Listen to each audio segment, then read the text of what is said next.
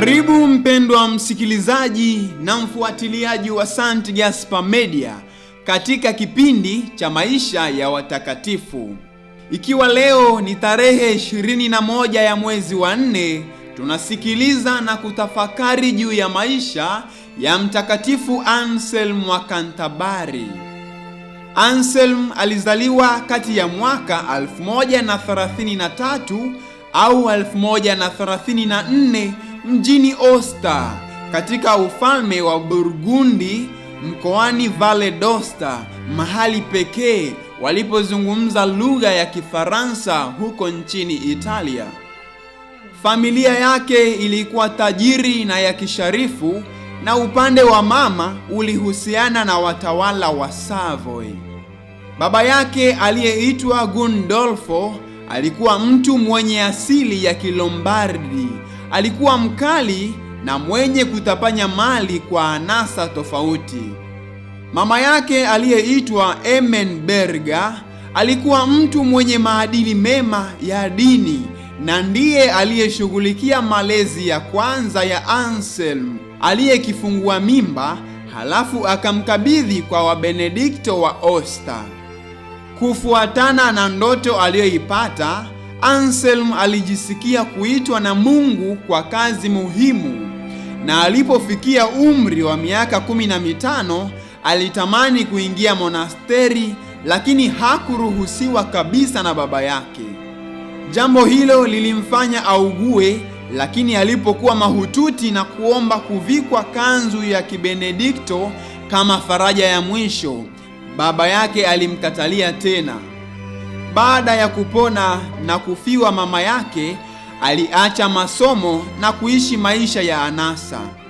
Alipofikia umri wa miaka 23, Anselm aliondoka nyumbani, akavuka milima ya Alps na kutangatanga katika Burgundi na Ufaransa, akijitafutia mang'amuzi mapya. Baada ya miaka mitatu, akivutiwa na sifa ya Lanfranco wa Pavia aliyekuwa prioli wa abasia ya Bec, alikwenda Normandia mnamo mwaka 1159. Chini ya huyo, Anselm alianza upya kusoma kwa bidii, akawa mwanafunzi mpendwa na mshauri wake. Na mwaka uliofuata, baada ya kuishi kidogo huko Avranches na kuthamini wito wake, aliingia rasmi malezi ya kitawa kama mnovisi akiwa na miaka 27. Akapata upadrisho mnamo mwaka 1163. Lanfranco aliteuliwa kuwa abati wa Caen na Anselm akapewa nafasi yake kama prioli wa Bec na mwalimu wa shule ya monasteri, ingawa alikuwa ameishi kama mmonaki miaka mitatu tu. Anselm alishika nafasi hiyo kwa muda wa miaka 15, akidhihirisha vipaji vyake kama mlezi mahiri asiyebana vijana, bali akiwaachia nafasi ya kukua kwa uhuru wa kufaa. Ingawa alikuwa mkali kwake na kwa wengine kuhusu nidhamu ya kimonaki, alipenda zaidi kuhimiza kuliko kulazimisha. Halafu akateuliwa kwa kauli moja awe abati kutokana na kifo cha Halwin wa Bec aliyekuwa mwanzilishi wa abasia hiyo, kilichotokea mnamo mwaka 1178. Kwa hivyo aliwekwa wakfu na askofu wa Evreux mnamo tarehe 22 mwezi Februari mwaka 1179. Chini ya Anselm, Bec kikawa kituo bora cha elimu huko Ulaya, ikivuta wanafunzi kutoka nchi mbalimbali, ingawa masomo hayakuwa na nafasi ya kwanza katika umonaki. Akiwa prioli wa Bec, aliandika vitabu vya kwanza vya falsafa, kikiwemo Monologion kilichoandikwa mnamo mwaka 1176 na pia Proslogion kilichoandikwa kati ya mwaka 1177 hadi mwaka 1178. Humo waliandika, na kuomba Mungu nikufahamu, nikupende, nikufurahie. Nisipoweza kufikia furaha kamili katika maisha haya, niweze walau kusonga mbele siku kwa siku mpaka furaha hiyo itakapokamilika. Vitabu hivyo vilifuatwa na majadiliano kuhusu ukweli, hiari na anguko la Ibilisi. Wakati huo alijitahidi pia kulinda uhuru wa Abasia dhidi ya mamlaka za nje.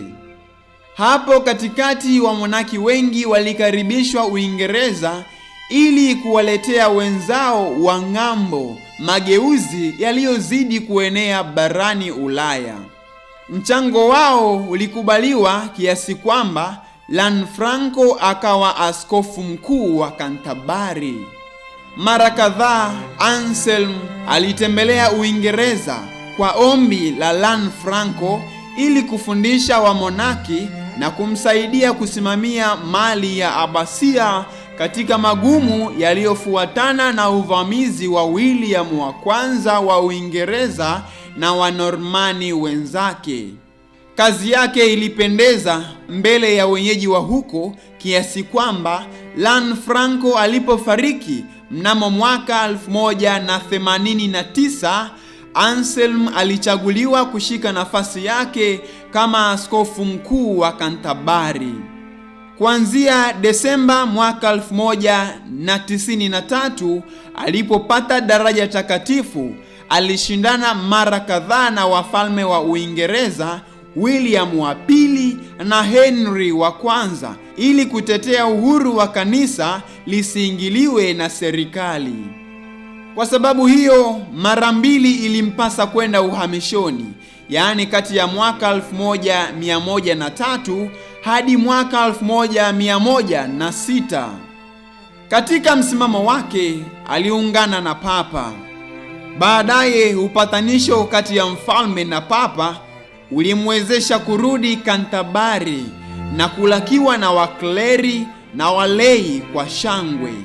Anselm, kabla hajafariki mnamo tarehe 21 ya mwezi Aprili mwaka 1109, alitumia miaka yake ya mwisho kulea wakleri katika maadili ya kufanya utafiti katika masuala mbalimbali ya teolojia. Kitabu maarufu zaidi alichokiandika miaka hiyo ya mwisho kati ya Uingereza na Italia kinaitwa Cur Deus Homo, maana yake kwa nini Mungu kawa mtu, na kimeathiri kwa miaka 1000 mtazamo wa kanisa la Magharibi kuhusu fumbo la wokovu. Anselm aliacha pia mkusanyo mkubwa wa sala na tafakari mbalimbali na pia barua nyingi ambazo zinawezesha kuona mafungamano ya kirafiki aliyokuwa nayo kwa wanafunzi wake. Anselm anakumbukwa si tu kama mwana teolojia bali pia kama mwana falsafa, hasa kwa utafiti wake kuhusu annam argumentum, yaani hoja kuu inayojitegemea na kujitosheleza katika kuthibitisha uwepo wa Mungu na sifa zake. Anselm alitafuta na kufuata nyayo za Plato na Agustino wa Hippo, ile namna yake ya kukutanisha imani na akili. Aliona akili ya binadamu ni chombo muhimu cha utafiti wa teolojia. Bila shaka alidai kwanza imani, akisema, na sadiki ili nielewe, na nisipo sadiki kwanza sitaweza kuelewa. Hivyo Anselm alirithi kutoka kwa Agustino ile kauli credo ut intelligam, intelligio ut credam, yaani na sadiki ili nielewe, naelewa ili ni sadiki. Utafiti wa ukweli unategemea imani, lakini hiyo peke yake haitoshi. Inadai pia aina mbalimbali za uthibitisho wa kiakili.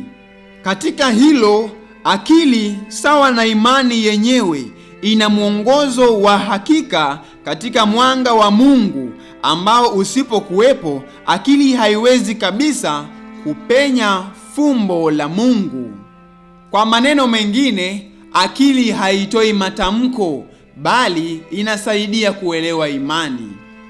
Anselm ni kati ya wataalamu wa kwanza waliounganisha falsafa na teolojia kadiri ya neno fides carens intellectum, yaani imani inadai akili. Ni neno litakalokuwa msingi wa teolojia ya shule. Pamoja na kuchochea hamu kubwa ya kuelewa mafumbo ya Mungu kwa kutumia mantiki, yeye alilenga daima kuinua akili izame ndani ya Mungu, akiendelea kukiri kwamba kazi ya kumtafuta Mungu haina mwisho walau duniani. Aliweka bayana kwamba yeyote yule anayetaka kusoma teolojia hawezi kutegemea akili yake tu, bali anatakiwa kustawisha maisha ya imani ya dhati. Hivyo mwanateolojia apitie hatua 3. 1. Imani. Imani akimaanisha zawadi ambayo Mungu anatutolea bure nasi tuipokee kwa unyenyekevu. 2. Mang'amuzi. Mang'amuzi yanayopatikana kwa kutekeleza neno la Mungu katika maisha ya kila siku. Na 3. Ujuzi halisi, akimaanisha ujuzi unaotegemea si mpangilio wa fikra tu, bali sala hasa. Ndiyo maana aliandika, Bwana, sijaribu kupenya ukuu wako, kwa sababu sithubutu kabisa kulinganisha uelewa wangu na ukuu wako, ila natamani kuelewa kwa kiasi fulani ukweli wako ambao moyo wangu unausadiki na kuupenda. Kwa kuwa mimi sijitahidi kuelewa ili nisadiki, bali nasadiki ili nielewe. Nasadiki kwa sababu nisiposadiki sitaweza kuelewa.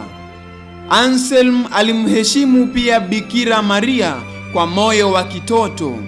Maria ndiwe yule ambaye moyo wangu unajitahidi kumpenda. Ndiwe yule ambaye ulimi wangu una tamaa moto ya kumsifu.